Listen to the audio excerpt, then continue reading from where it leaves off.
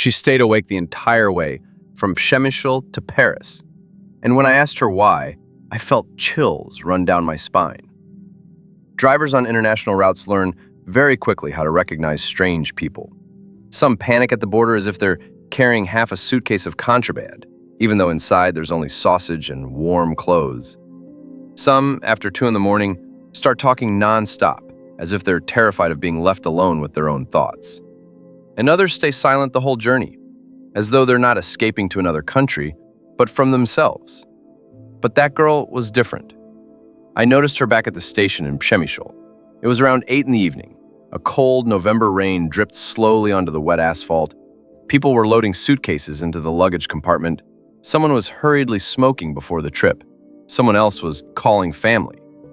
She stood slightly apart from everyone.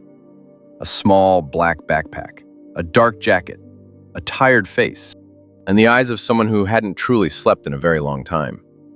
When she approached the bus door, I automatically took her ticket and asked, "Where to?" "Paris." Her voice was quiet, almost emotionless. She was about to step inside, then suddenly turned back. "Can I sit closer to the driver?" "Sure, take a seat up front." "And can I leave the reading light above my seat on?" "No problem." She gave a short nod and stepped inside. At the time, I thought, she's probably just afraid of traveling alone. That happens a lot. We left Przemyśl almost on schedule. This time we crossed the border quickly, a rare miracle for night routes. The passengers gradually relaxed. Some watched shows on their phones, some ate sandwiches, but the closer we got to Germany, the more the cabin slowly drifted into sleep. Everyone except her. 2 hours passed, then 3, and she still hadn't slept at all. At every gas station, she bought a small black coffee without sugar. And every time she returned to the bus with that same tense expression. Around 2 in the morning, we were already in Germany. The Autobahn was nearly empty. Only truck drivers and a few lonely cars cut through the darkness with their headlights.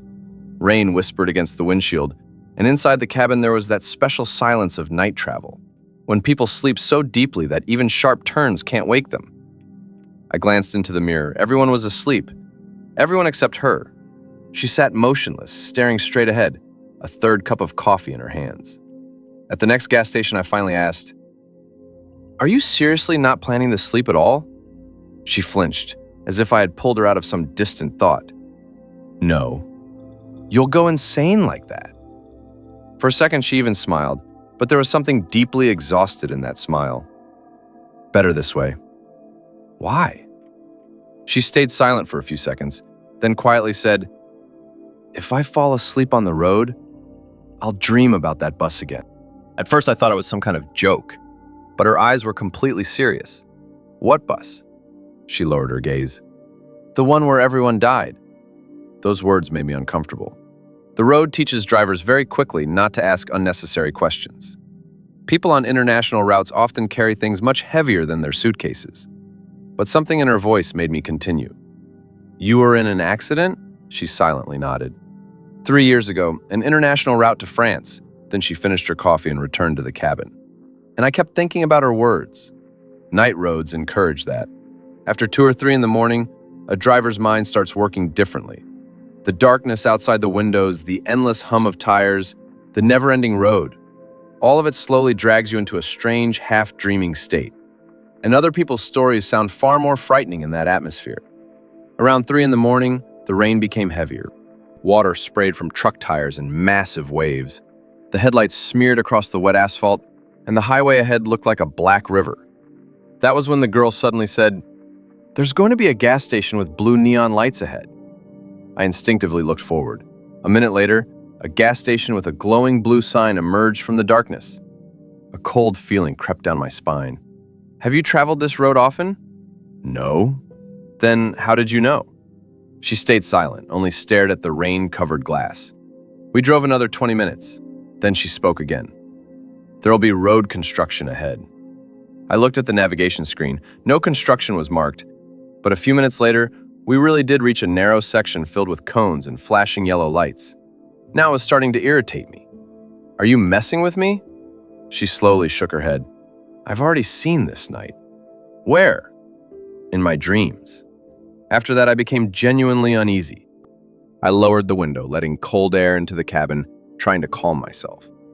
Logic suggested simple explanations. Maybe she had traveled this road before. Maybe her subconscious remembered it. Maybe these were just coincidences. But deep inside, that unpleasant feeling all drivers know too well kept growing. Something isn't right. And about half an hour later, things got even worse. The girl suddenly sat upright. "A red Renault is about to cut us off." "What?" "It'll come from the right." I barely had time to react. A few seconds later, a red Renault shot out of the darkness. The car swerved sharply right in front of the bus. I slammed on the brakes. Several passengers woke up. "What happened?" Someone mumbled sleepily, but I was staring only at her.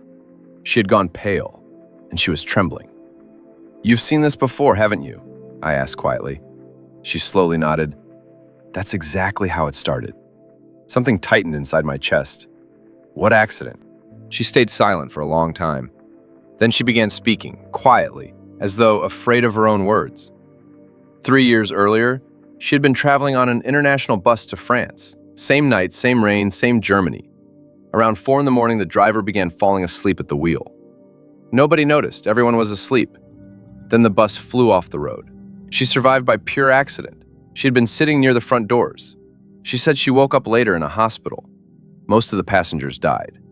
Since then, she's dreamed of the same road over and over again, the same rain. And every dream ends with the crash. I listened in silence.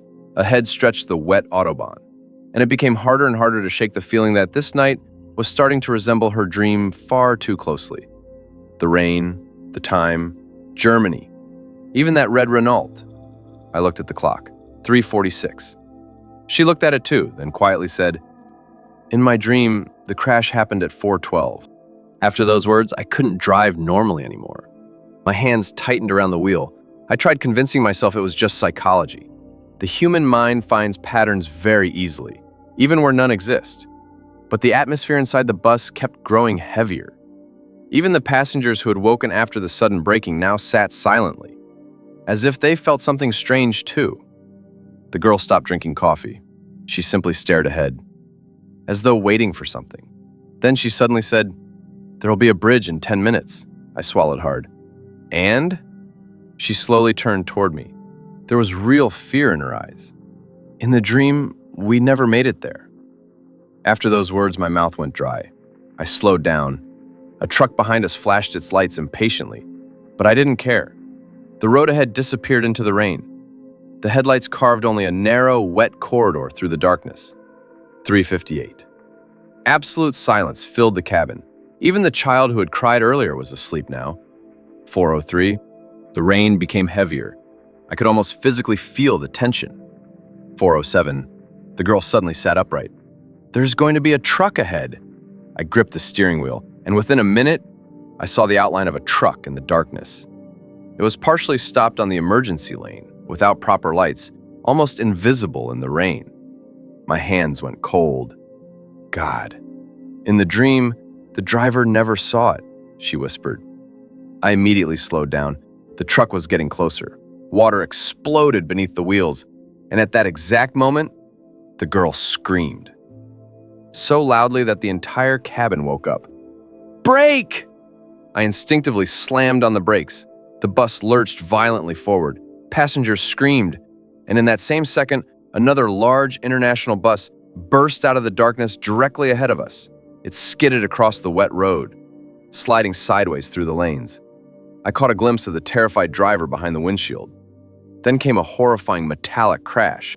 The bus slammed into the truck. Emergency lights exploded in the darkness.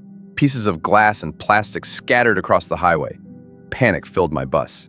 Someone cried, someone prayed, someone screamed, and I sat frozen behind the wheel, unable to move. My heart pounded so violently I could barely breathe. Rain poured like a wall. Ahead, red emergency lights flashed through the storm, and the girl sat completely motionless, quietly crying.